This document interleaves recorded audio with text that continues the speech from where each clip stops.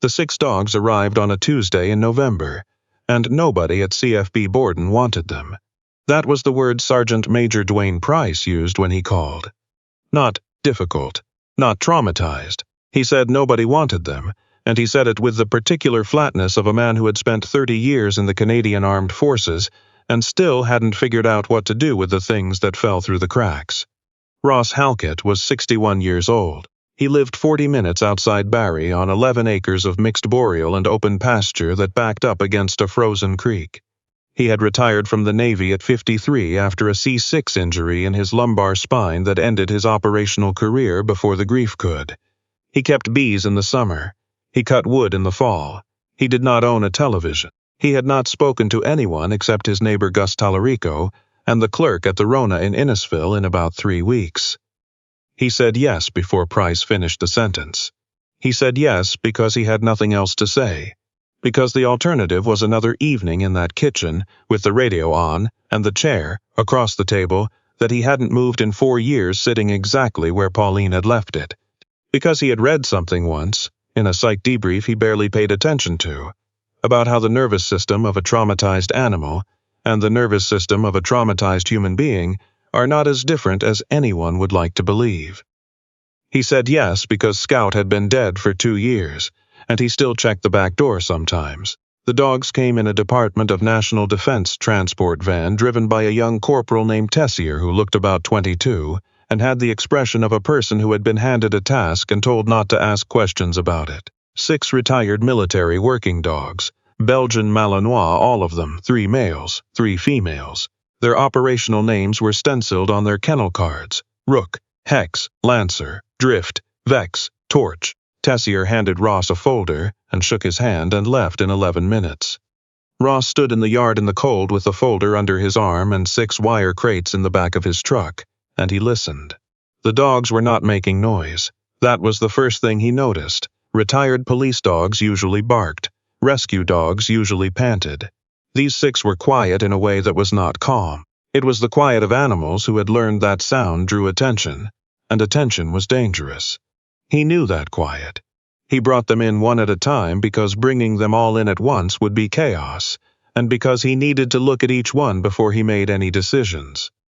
Rook first, because she was a female and females in his experience were faster readers of a situation. She came out of the crate stiff-legged and low, her nose working constantly, her eyes doing that Malinois thing where they track everything at once without seeming to focus on anything. She walked the perimeter of the old training paddock he had fenced and re-fenced over the years. She did not look at him. Good. He sat on the fence rail and waited. He did not make sounds. He did not extend his hand. He read the folder. They had all been assigned to the same unit. JTF-2, which meant the file was full of redactions, and the operational notes were mostly blank. What he could piece together was this: their handler, a warrant officer named Cass, had been killed on a training exercise 8 months ago. An accident, the notes said. The kind of accident that was described in 4 words, and then a long stretch of white space where the description should have been. After Cass died, the dogs had been redistributed through the unit. None of them had bonded with replacement handlers. There had been incidents: biting, refusal. 1 dog, Torch, the largest, male, had been assessed as potentially dangerous and flagged for euthanasia before someone in the chain of command had made a call and found Price's number, and Price had found Ross's number in whatever informal registry existed for this kind of situation. Ross closed the folder. Rook was sitting 12 feet away, watching him. He did not move toward her. He looked slightly past her, at the tree line, the way he would look past a person who was not yet ready to be looked at directly. After a while, she walked to the fence rail and stood next to his boot. She did not sniff him. She just stood there. "Yeah," he said. "I know." That was the whole of their introduction. Getting 6 Malinois through a Canadian winter when they are not eating properly and will not tolerate being touched by a stranger is an education in patience that no training manual actually prepares you for. Ross had worked with military dogs before, both in his operational career and in the years after when he had consulted occasionally for RCMP handlers who came up through his old networks. He knew the theory. He knew the science. He knew that cortisol levels in working dogs spiked the same way they spiked in combat veterans, that the amygdala lit up the same way, that the body kept its own accounting of every bad thing that had happened, regardless of what the conscious mind decided to do about it. Knowing it and living inside it were different things. The first 2 weeks, he barely touched them. He maintained routine, feeding at the same hour every morning, the same hour every evening, the same route around the property, the same sounds. The wood splitter in the afternoon, the radio in the kitchen at 7 a.m., he kept his movements predictable. He spoke in a register that was low and steady, not a command voice, not baby talk. Just the voice he used when he was thinking out loud, which out here was the voice he used most of the time. Rook came around first, then Drift, who was smaller than the others, and had a scar along her left foreleg that the folder didn't mention. Hex took almost 3 weeks to stop flinching when Ross walked behind him. Lancer never came all the way, not that winter, but he stopped pressing himself into corners, which was its own kind of progress. Vex and Torch were the two he worried about most. Vex was aggressive the way a frightened animal is aggressive. All reaction, no thought behind it, all threat display and no follow-through. She bit the sleeve of his Carhartt jacket on day 9 and held on for 4 seconds, and then let go and backed away and looked at him with something in her eyes that was not quite shame but was adjacent to it. He held absolutely still through all 4 seconds, and when it was done he said, "Okay," and walked back to the house and went inside and did not come out again for an hour. When he came out, she was sitting on the porch step. He stepped over her and sat in the other chair, and they listened to the creak together. Torch was different. Torch was not frightened. Torch was grieving. Ross could see it in the way the dog carried himself, in the heaviness around his shoulders, in the way he would sometimes stand at the edge of the property and look south toward the road for 20 minutes without moving. He had been Cass's primary dog. That was in the folder, one of the few lines not redacted. Primary handler, Warrant Officer A. Cass. 8 years together. 8 years was a long time. Ross was not a man who cried easily, but reading that line he had to set the folder down on the kitchen table and stand at the window for a while. He understood 8 years. He understood what it meant to look at a door and know on some animal level that the person who should come through it was never going to come through it again. He did not try to replace what Torch had lost. He tried to do what he'd wished someone had done for him 4 years ago, which was simply to stay close without demanding anything. He sat near Torch. He didn't talk. He occupied the same space and breathed. Some days that was all either of them could manage. The neighbors heard about it the way neighbors always hear about things in small towns in Ontario. Gus Tallarico came by on a Saturday in December with a frozen casserole and enough questions to last most of the afternoon.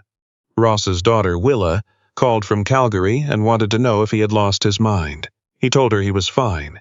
He told her the dogs were fine.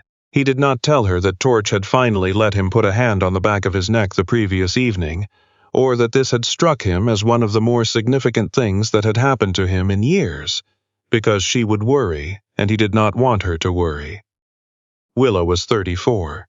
She had her mother's way of listening, the slight tilt of the head, the pause before she said anything. She had also inherited from somewhere. Not Ross, certainly. A talent for saying the thing that was true even when you didn't want to hear it. She had been saying for 2 years that her father was alone in a way that had nothing to do with how many people were in the house. "You should come for Christmas," she said. "I'm going to be here," he said. There was a pause on her end. He could hear her husband, Kellen, in the background, which meant it was probably a Sunday, and they were doing whatever it was they did on Sundays in Calgary, something domestic and warm and full of small ordinary sounds that Ross could barely remember from when his own house had been like that. "Okay," Willa said. "Okay, Dad." She always said it twice when she was trying not to push. He had noticed this about her since she was a teenager. Christmas came and went. He gave the dog's bones he'd sourced from the butcher in Barrie, which Gus found hilarious and also probably wasteful. Rook destroyed hers in about 40 minutes. Torch lay with his between his front paws for most of the day, and looked at it the way some people look at photographs. January in central Ontario, in a property like this, was not for the faint of anything. The cold came down off Georgian Bay with a conviction that felt personal. Ross had grown up in New Brunswick, had served in places cold enough to freeze diesel in the lines, had done winter warfare training twice, and still the January wind at this particular latitude got into the back of his neck in a way that felt specifically designed to remind him of his age. He cut more wood than he needed. He started running again, which he had stopped doing after his back, but the doctor in Barrie had told him last spring that his lumbar was stable enough for low impact, and running on the snow-packed trail through the East Field qualified, he decided unilaterally as low impact. The dogs ran with him, all 6, eventually. Torch took the longest, but by mid-January he had claimed the position directly behind Ross's left heel, which was where he had probably run with Cass, and Ross kept his pace steady and said nothing about it. A person watching from the road would have seen a tall man in his 60s, with a gray beard and a limp that was worse in cold weather, moving through a snow-covered field in the early morning, followed by 6 Belgian Malinois running in loose formation. It was a specific kind of image. Several people in the township of Innisfil did see it over the weeks, and the general consensus among those people was that it was either the most intimidating or the most beautiful thing they had seen in some time, depending on the person. Ross was not thinking about what it looked like. He was thinking about his breathing and the snow under his boots and the weight of cold air in his chest, which had stopped hurting around the 3rd week of running and had started to feel, in some way he couldn't quite name, like room. The call from D&D came in March. Price again. His voice was the same as it had been in November. That particular senior NCO flatness that Ross had heard all his career, the voice of a man who had delivered a great deal of news in both directions and had decided somewhere along the way that the delivery itself was what he could control. "Ross," he said, "I need you to know something." The something was this. The file on the 6 dogs had been reopened. There was a new handler candidate at the unit, a master corporal who had worked with Malinois before, and had specifically requested to be considered for 2 of the 6. The unit wanted to know if Ross was open to a reassessment for possible reintegration. Not all 6, maybe 2. Ross was quiet for a moment. Outside the kitchen window, Rook was sitting in the snow watching a crow. Torch was lying on his side in a patch of pale winter slats, his chest rising and falling. "Which 2?" he said. Price named them. Not Torch, not Rook. The 2 males, Lancer and Hex. Ross thought about Lancer, who had finally started eating properly in February, and who had last week playboat at Rook for the first time, which was such an ordinary dog thing to do that Ross had stood in the paddock and laughed out loud for the first time and he couldn't remember. He thought about Hex, who was still flinchy but who had developed a specific habit of wedging himself under the woodpile bench in the shop while Ross worked, close enough to feel the presence, far enough to maintain the pretense of independence. "They're not ready," he said. "Ross, they're not ready yet. Give me until June." There was a pause. "The candidate is going on deployment in August, then June," Ross said. "I'll have them ready by June if the candidate is the right fit. If the candidate is not the right fit, the conversation is over." Another pause. Price, in the particular silence that followed, was doing the calculation that senior NCOs always did, the one that involved weighing the operational need against the fact that Ross Halkett had 28 years of service and a reputation that made people inclined to let him have the last word on matters like this. "June," Price said. "Send me a written update end of April." The update he sent in April was 4 pages. He had never written a dog assessment report before, but he had written dozens of operational readiness assessments in his career, and the structure was not so different. Current status, trajectory, specific deficits, specific strengths, recommended timeline, recommended conditions for transition.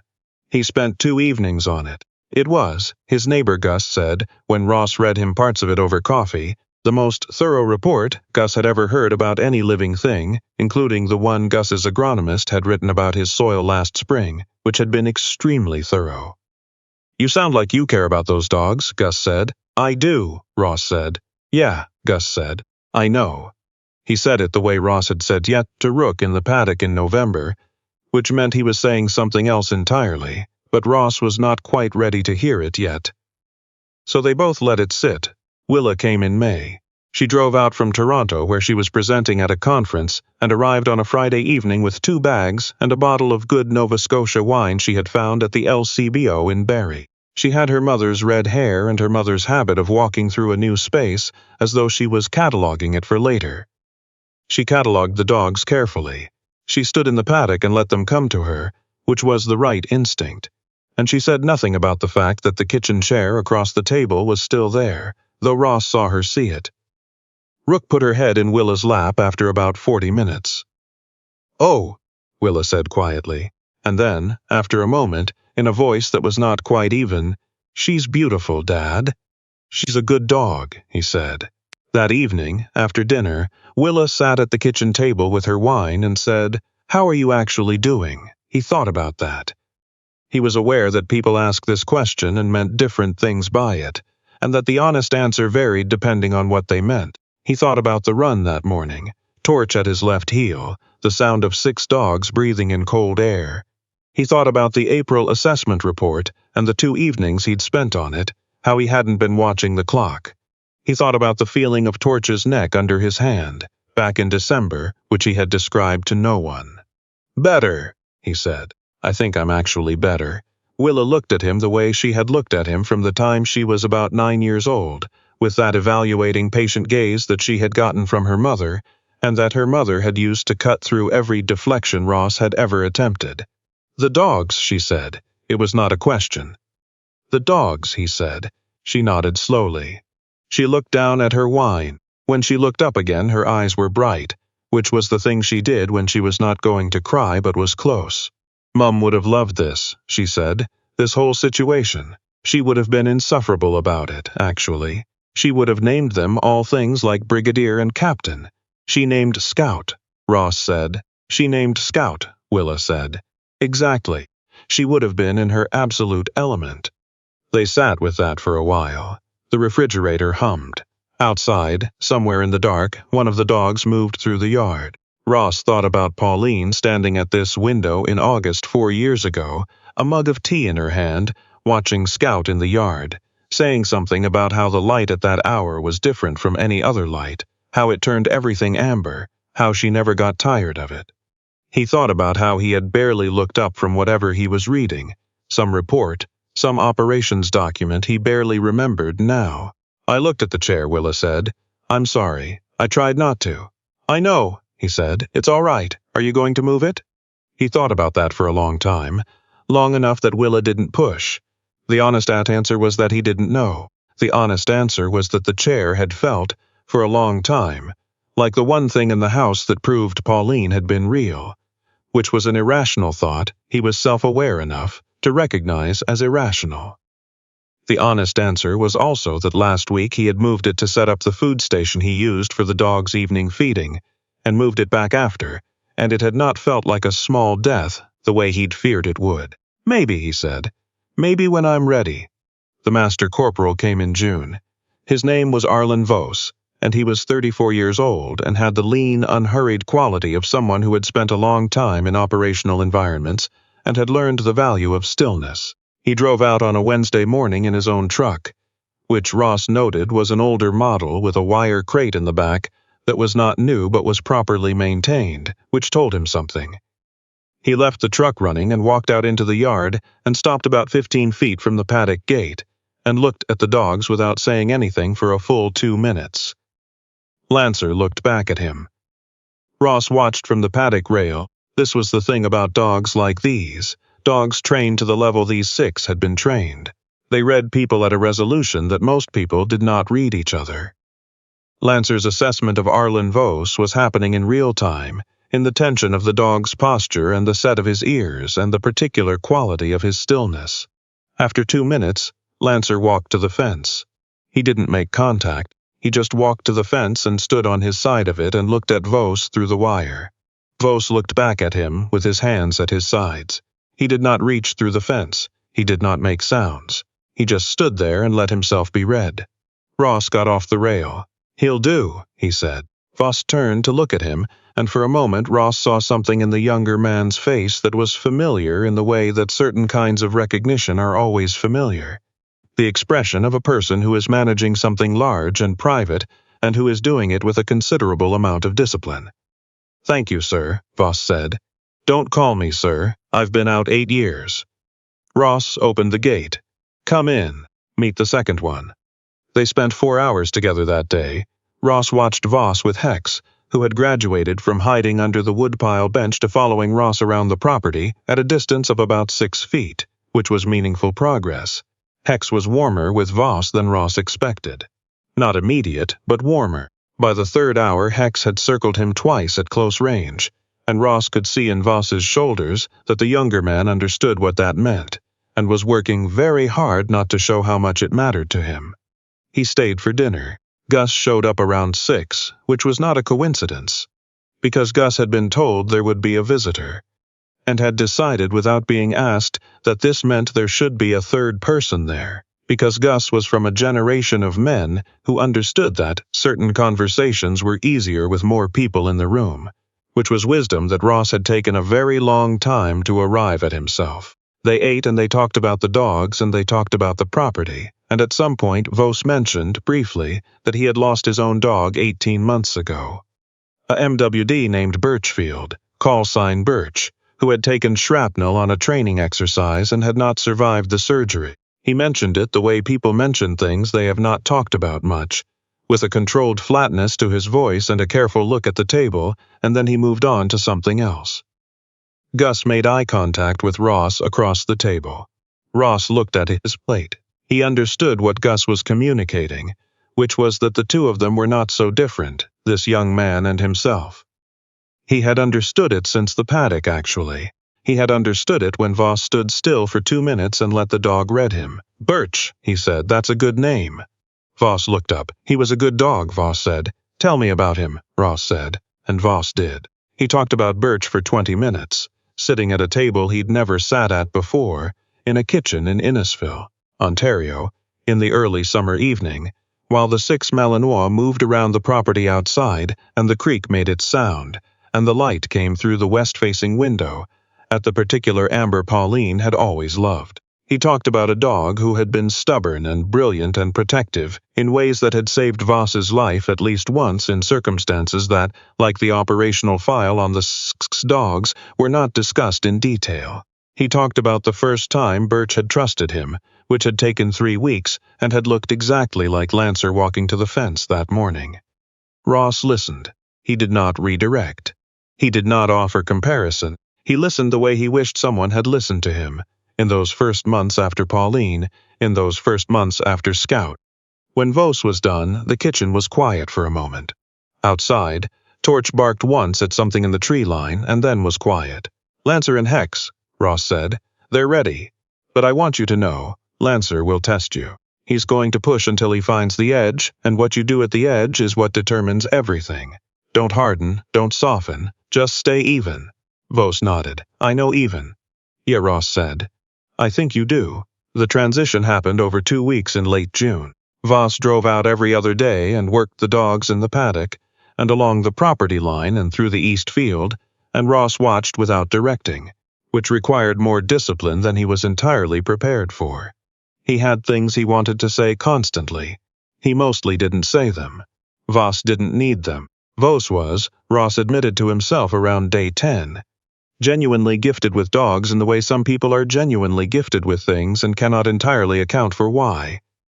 On the last day, Lancer and Hex loaded into Voss's crate without hesitation. Ross stood in the yard and watched the truck go down the drive and turn onto the county road. He stood there for a while after the truck was gone. The remaining 4 dogs, Rook, Drift, Vex, Torch, stood with him. Not in a line, not in any formal arrangement, just near him, the way animals are near things they have decided belong to them. He thought about Lancer and Hex. He thought about Birchfield. He thought about Scout, who had come to him from a search and rescue decommission when Ross was 46, and had lived for 11 years, and had died in this yard, in a patch of summer grass, with his head in Ross's lap and his breathing slow, and then slower and then not. He thought about the specific quality of grief that lives in the body and not the mind, the way it changes the weight of your chest and the length of your sleep, and the particular angle at which you look at a chair across a kitchen table. He thought that he had been alone for 4 years in a way that had nothing to do with how many people were in the house. He thought that he was not, right now, alone. He went inside. He put the kettle on. The 4 dogs arranged themselves in the kitchen in the configuration they had settled into over the months. Rook near the door, Drift under the table, Vex by the window, because Vex liked to watch the road, Torch at the foot of the back hallway where he could see both exits. It was their own architecture, their own logic. It had taken time and it had taken consistency, and it had taken a particular quality of presence that Ross was not sure he'd had before this year but thought he maybe had now. He called Willa while the kettle boiled. "Dad," she said, "how did it go?" "Good," he said. Lancer and Hex went with him. It was the right fit. A pause. "Are you okay?" He looked at the kitchen. He looked at the 4 dogs in their positions, the afternoon light coming through the window, the chair across the table that he had moved and moved back, and that he was going to leave exactly where it was for a while longer, because he wasn't ready and he no longer thought. Being not ready was the same thing as being stuck. "Yeah," he said. "I'm okay. You sound it," Willa said. "You actually sound it."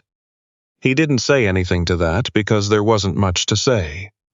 She was right. He actually sounded it. He didn't know exactly when that had happened, whether it was Rook standing next to his boot in November, or Torch's neck under his hand in December, or the morning runs in January, or the 4 evenings he'd spent on the April report, or Voss sitting at his kitchen table talking about Birchfield in the amber light. Maybe it wasn't a moment. Maybe it was just what happened when you stayed consistent and patient and present and let things come to you instead of demanding them. He'd learned that from the dogs, he supposed. He'd learned a lot of things from the dogs. Outside, Torch barked once and then was quiet, which was his way. The kettle boiled.